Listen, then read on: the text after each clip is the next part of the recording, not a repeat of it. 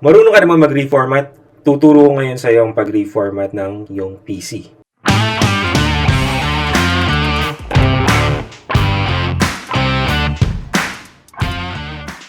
So, bakit ba tayo nagre-reformat? Usually, nagre-reformat tayo because bumabagal yung computer natin or minsan na virus.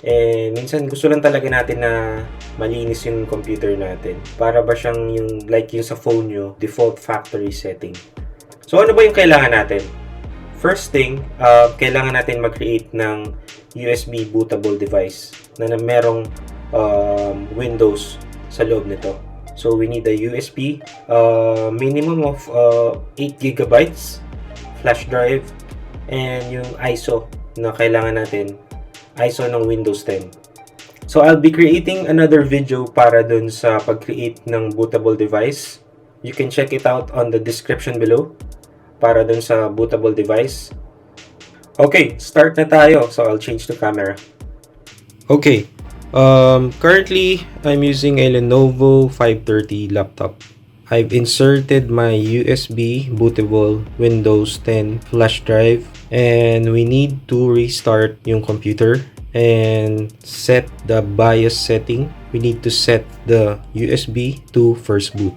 For me, my laptop, to set it to BIOS, we need to click F2 pag nag-restart. Sometimes different sa ibang laptops and different sa ibang computers. So, you need to know ano yung pipindutin pag pupunta sa BIOS.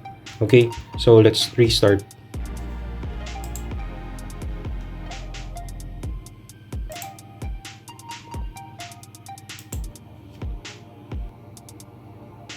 Okay, press nyo yung F2 immediately pag nag-black screen.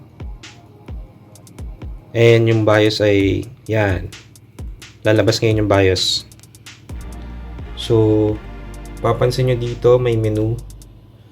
Makikita nyo yung boot. So, go there. Click nyo yung arrow keys sa keyboard. Yan. So, for me, nakikita ko ngayon is Windows ang nauna. And second yung USB. So, we need to put USB on top. Siya dapat yung mauna mag-boot.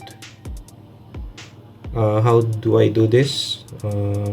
Go to here. And sabi niya dito, press F6 to move it up the list. So, okay. So, click natin yung USB and press F6. Click F6. Yan. So, nasa taas na siya. And then, just go to exit. Exit. Press enter. And press save. Yes. And automatically, pag nag-restart, mag-boot na siya ngayon sa ginawa mong bootable Windows device. Windows flash drive. So, wait lang natin.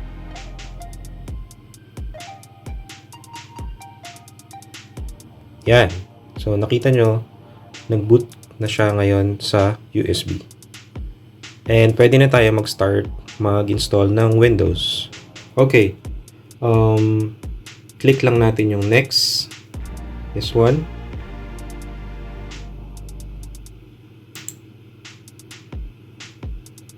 And click install.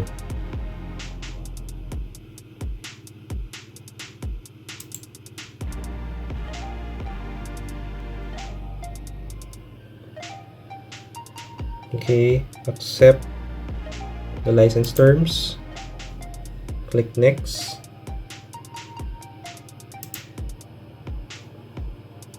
Click custom.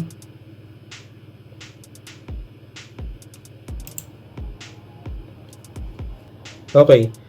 Sa akin, nandirito yung sa partition 3, dito naka-install yung Windows. So, kailangan nating i-reformat muna to para makapag-install tayo ng Windows. So, click format here. By the way, I only have 128 space for my hard drive. So, this is it. So, let's format.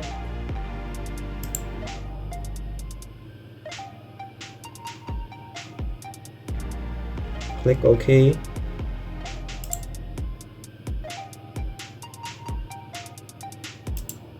And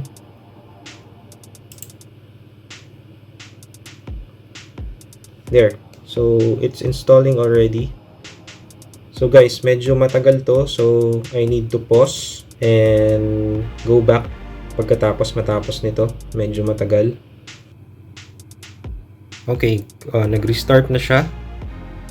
Let's wait. And there.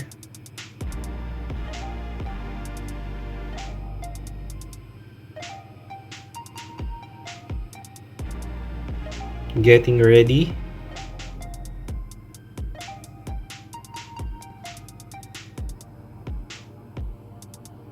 Okay, so let's choose United States and click yes. Okay.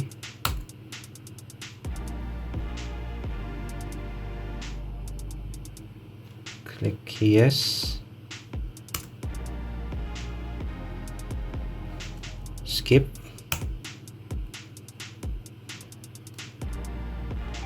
And my PC name.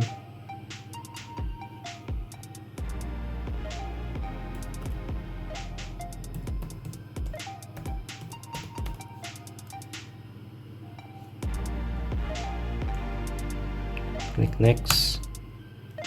Password. Okay, click next after typing password. Confirm password. Okay.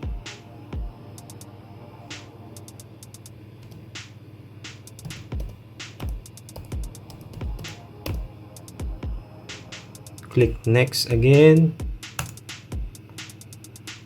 Security question.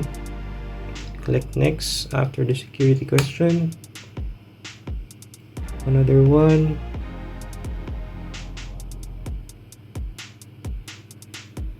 Okay. Click yes. Accept. And click accept.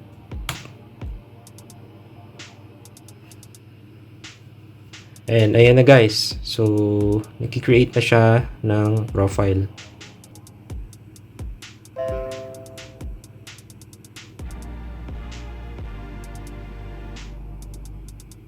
So, ayan na guys. So, installed ng Windows 10. Ganun lang siya kadali.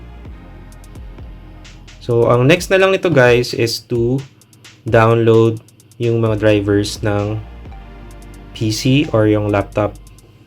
So, for me, I'm using Lenovo. So, kailangan ko pumunta sa website ng Lenovo and search for the drivers ng laptop na to. Laptop version na to. And that's it. After that, pwede na. Ganun lang siya kadali, guys. Alright. Sana may natutunan kayo. Please like and subscribe. And rock and roll. Peace!